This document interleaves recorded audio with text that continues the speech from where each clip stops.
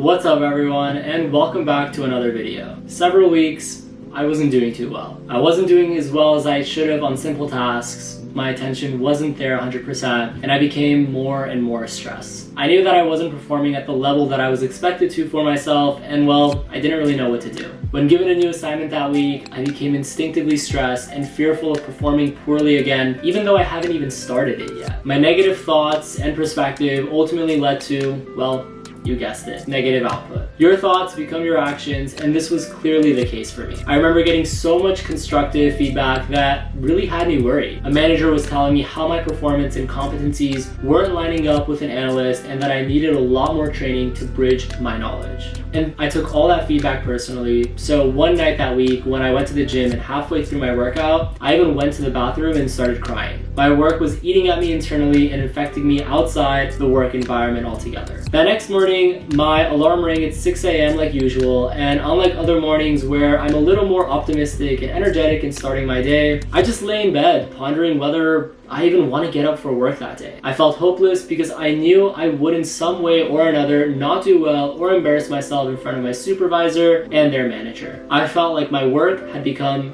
a nightmare. In fact, this is kind of funny, but the next night I had a nightmare that I was running an analysis on the wrong Excel sheet and forwarded it to my senior director. I jumped out of bed at midnight, logged onto my computer just to make sure that the work I had done was correct. Thankfully it was, so I texted my manager at 3 a.m. his time that my work is good and for him not to worry. That next morning, he was worried about why the heck I was working at midnight. I explained to him the situation and we laughed a bit, while I was also internally crying a little bit. At first, I thought maybe I was burnt out even though I had taken PTO the week before. Then I thought that it was just the deadlines being quicker than normal, but soon again realized that I had always had a quick turnaround. So I did something that I didn't do that entire week. I stopped my work for a second and slowed down. I wanted to assess what the heck has been going on and causing me not to do well, or at least think that I'm not doing well. I went from receiving project recognitions to warnings within days. This was not a position I ever thought I was going to be in, nor did I hope to be in. But through slowing down and understanding my assignments before jumping right into it, I knew that I had solved one of my problems. The next was having tough conversations. Fortunately, my company offers performance coaches,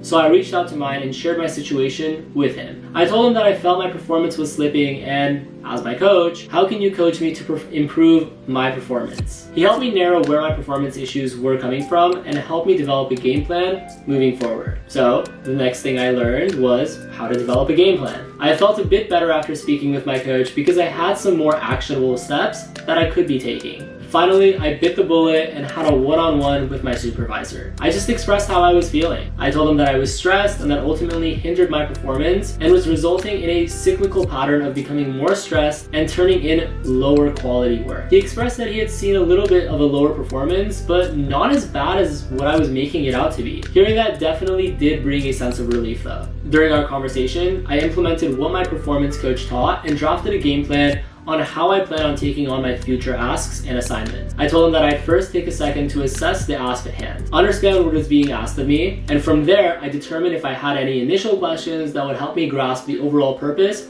of what was being asked in general. From there, I would share my steps and actions I plan on taking when going through an analysis to make sure we're both on page from the get-go. Then, I'd have a halfway check-in to confirm I'm still on track to complete the ask by the given deadline and to ensure my quality was meeting expectations and even surpassing them. Overall, sharing this with him made him realize that I had put a lot of thought and time into planning this all out. I knew what my flaws were, and now I had a game plan to get over them. I know that it was a little bit more drawn out than expected, but hey, this is what worked for me. The next few weeks, I followed the game plan to a T and was receiving a lot of recognition. The quality behind my work had improved and my understanding behind these asks were significantly developing. I was piecing this problem I had initially together and was very happy with my overall results. Now, on a lighter note, one thing that I took away from this experience is that we all make mistakes and have that off day or week or even a month. Therefore, you have to acknowledge it and let yourself know that a one-off does not define who you are. Now, if it becomes a pattern, then that's a different issue. I also learned not to take this feedback too personally. My supervisors want to help and support me, hopefully, because a win for me is a win for them and the team altogether. Also, let's just win together. Be sure to like, comment, and subscribe to support the channel.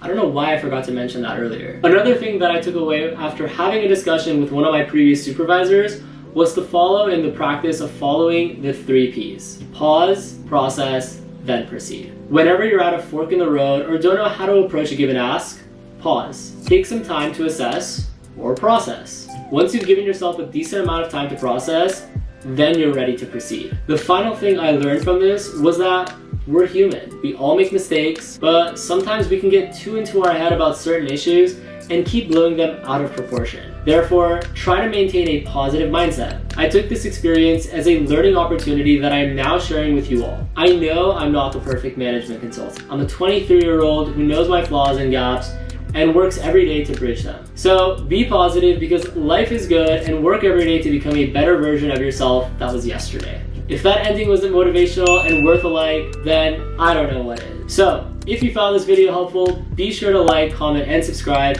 to support the channel. You know how much I love making these videos for you all, and it's through your continued support that I keep it going. If you'd like to learn more about consulting, I've linked some of my more specific videos in the bio below, so be sure to check those out as well. If you'd like help getting into management consulting, well, you're in luck. I've helped over 100 people land positions at top firms including the McKinsey, Bain, and BCG, along with many boutique firms and the Big Four. So be sure to schedule a one-on-one appointment on my website, ryanralphie.com, to learn more.